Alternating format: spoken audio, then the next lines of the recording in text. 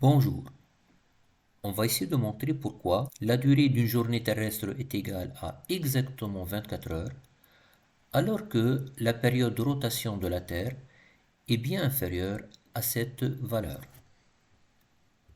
Donc, je présente ici schématiquement la Terre, le Soleil et l'orbite de la Terre autour du Soleil. Choisissons maintenant une ville du globe, telle que la ville de Gabès, située au sud tunisien. Et comme toute ville du globe, l'heure 00 doit correspondre à l'alignement parfait entre la ville G, le centre CT de la Terre et le centre CS du Soleil. Et évidemment, le prochain minuit, c'est-à-dire l'écoulement d'une journée, parvient au nouvel alignement de ces trois points.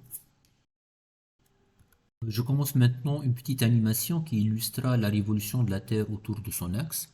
À titre indicatif, le globe effectue 15 degrés de rotation au bout de 59 minutes 50 secondes, donc et ainsi de suite. J'obtiens le premier quart de tour au bout de 5 heures 59 minutes 01 secondes. Je continue maintenant la révolution. Donc le premier demi-tour est effectué pendant 11 heures 58 minutes 02 secondes. Et voilà, donc petit à petit, la Terre va terminer tout un tour au bout de 23 heures 56 minutes et 4 secondes. Bien sûr, cette durée s'appelle période sidérale de la Terre. C'est la durée au bout de laquelle notre globe effectue un tour complet autour de son axe. Donc ici, il semble qu'on a retrouvé l'alignement de Gabès avec les centres respectifs de la Terre et du Soleil bien avant la durée prévue, c'est-à-dire 24 heures. Du coup, donc, la durée d'un jour terrestre peut être alors mise en cause. Heureusement, ce n'est qu'une illusion, car en fait, il faut tenir compte aussi de la révolution de la Terre autour du Soleil. En effet, donc, pendant une journée, la Terre va être décalée d'un angle θ par rapport à cette horizontale, comme le montre cette animation. Donc ici, je vais déplacer le globe terrestre autour du Soleil. Et donc, ça va faire un angle θ par rapport à la position initiale, c'est-à-dire par rapport à cette horizontale. Et on trouve bel et bien que pendant la période sidérale de la Terre, la ville de Gabès n'est pas encore alignée avec CT et CS. Et qu'il nous faut une durée supplémentaire ΔT pour que la ville de Gabès regagne son alignement avec les centres respectifs de la Terre et du Soleil, c'est-à-dire pour que toute une journée passe sur cette ville.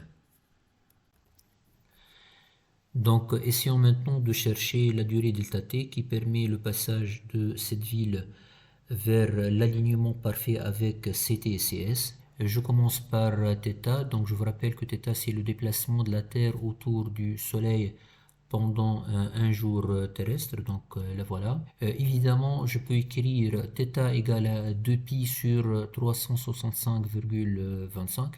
Et bien sûr, ceci en supposant que l'orbite de la Terre est parfaitement circulaire, ce qui va permettre en fait de négliger l'accélération effectuée par les corps célestes suivant la loi de Kepler.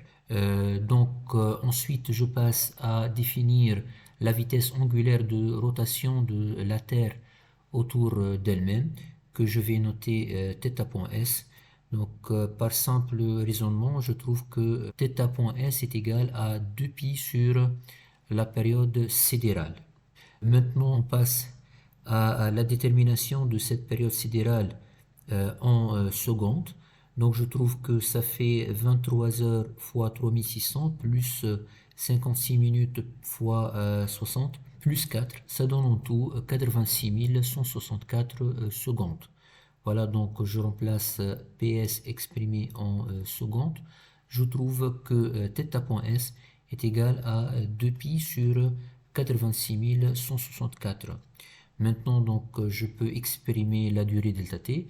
Donc, puisque ΔT est égal à la durée de pivotement de la Terre autour d'elle-même d'un angle θ, c'est-à-dire que delta t est égal à θ divisé par θ.s. Donc je vais remplacer θ et θ.s par ce que j'ai trouvé auparavant. Donc je trouve ce rapport de quotient si vous voulez.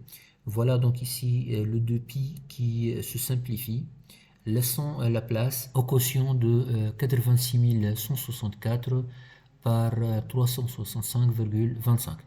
Autrement dit, ici, si vous voulez, la durée supplémentaire delta t est égale au rapport de la période sidérale et de la période de révolution de la Terre autour du Soleil, mais exprimée en jours.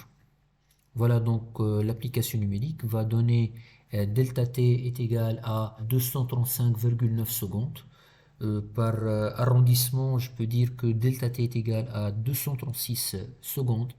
Et finalement, un jour terrestre va être égal à la somme de la période sidérale, c'est-à-dire 23h56 minutes et 4 secondes, avec le décalage delta t qui est provoqué par la rotation de la Terre autour du Soleil.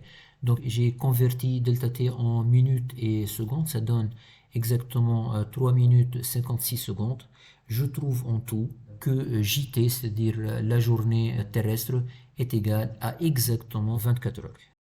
Voilà donc cette explication qui a mis l'accent sur la différence entre un jour terrestre et la période sidérale et pourquoi est-ce que ce décalage existe. J'espère que tout est clair. Merci beaucoup. À la prochaine fois.